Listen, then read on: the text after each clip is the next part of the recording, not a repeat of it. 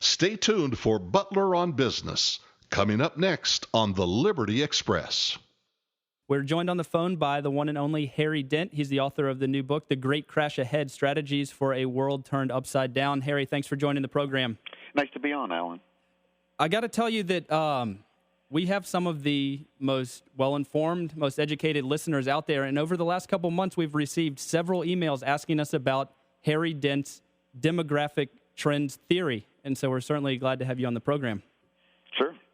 Well, you said that we're in for a major crash. You're bearish right now, and a lot of people are looking at fiscal policy of governments. They're looking at monetary policy, but you say that actually some demographic trends are what might be driving this new great crash.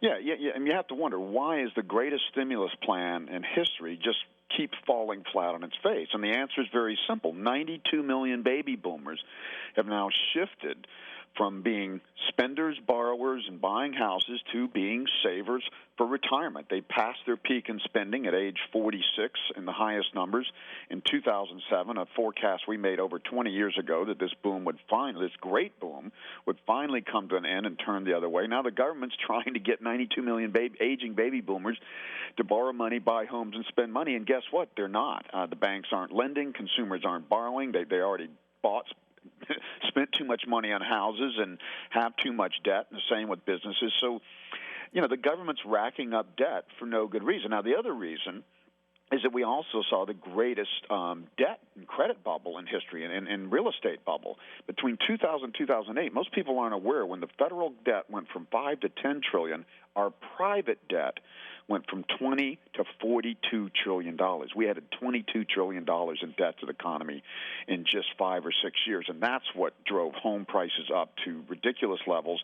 It's the deleveraging of this $42 trillion that caused the crisis in 2008 or 9, and the government threw $2 to $3 trillion at it to stop it from melting down. All they did was really gave banks money for doing nothing, not for writing down loans to consumers and helping us, but just to keep alive.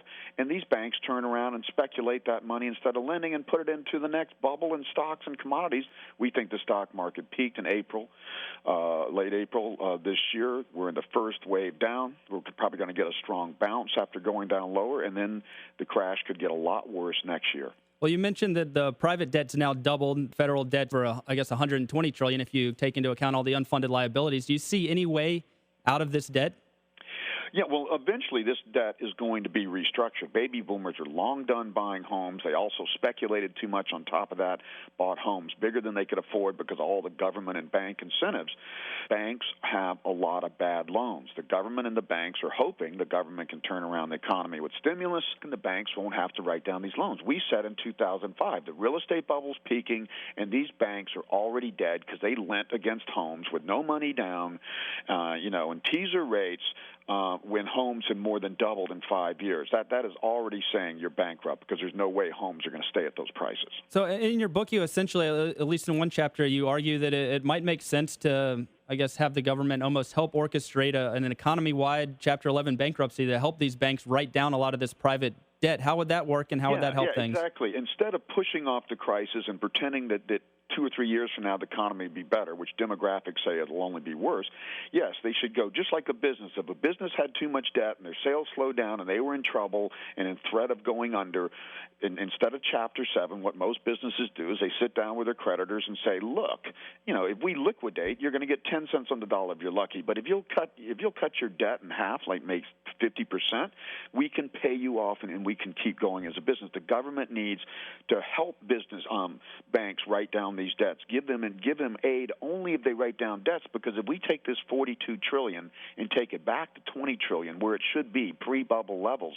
we would save consumers and businesses $1 trillion in interest a year, plus maybe another $500 billion in principal.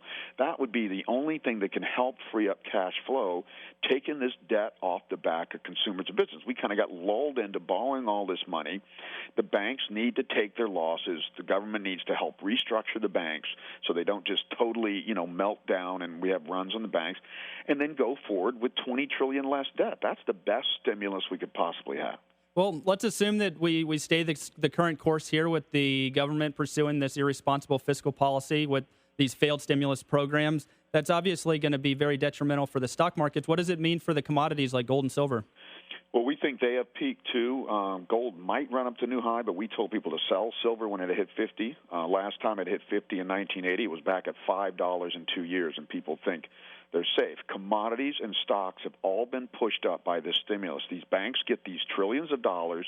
They don't lend it out because they don't want to lend, and businesses and consumers don't want to borrow, so they just speculate and invest in higher yield assets. They buy longer term bonds, they buy corporate bonds, they buy junk bonds, they buy stocks, they buy gold, silver, commodities.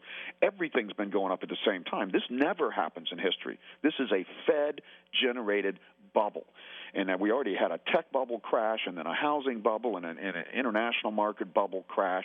Now we got another bubble that's got to crash. The Fed should have never done this. They have created a bubble.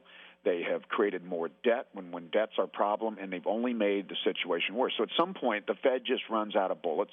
We also think we think the risk that inflation goes up, the economy's a little stronger than people think, and the Fed has to pull back its stimulus. Boy, and without stimulus, this demographics and the deleveraging of $42 trillion in debt say we're going to melt down again, and we're going to have a deeper banking crisis. So we just tell investors there's nothing you can do about this. The government's not going to do the right thing until they're forced to. We're not going to write down this debt until we get in a crisis. We're not going to restructure our $66 trillion in unfunded Social Security and health care entitlements until we get in a crisis. So you just need to get out of the way, protect your investments, hunker down in your business. All you got to do in your business is survive, and your competitors will fall away. All you got to do is lock in your gains in real estate and stocks and commodities, and just preserve your capital while everything crashes, and then reinvest at the sale of a lifetime on financial assets. We're speaking with Harry Dent, the author of The Great Crash Ahead: Strategies for a World Turned Upside Down. So if stocks right now aren't the place to go, you're even saying gold isn't necessarily the right place to protect your money. What should investors do to protect their wealth? Is it just to go to dollars right now? Yeah, well, one thing we say, the U.S. dollar index, there's an ETF called UUP, and there's other funds that track that as well. People don't realize that when debt melts down, we're destroying dollars that we created in the boom, that we've debased the dollar now for 25 years, down 60%.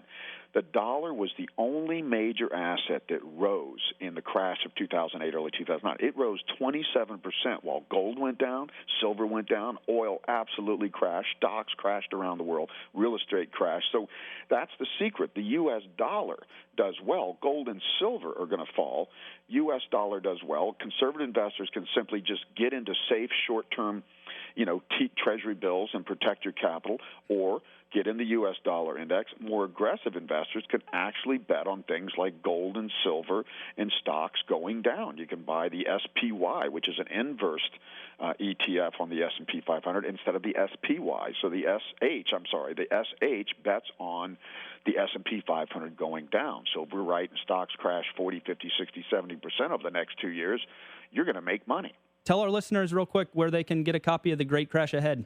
It's just best to go to Amazon.com or BarnesandNoble.com. They've got great prices, and that's the easiest way. Of course, you can go to your bookstores. Barnes & Noble is usually the ones that most feature our book. Great. We're going to have to leave it right there. The Great Crash Ahead by Harry Dent. Harry, thanks for joining us on the program today. Thank you.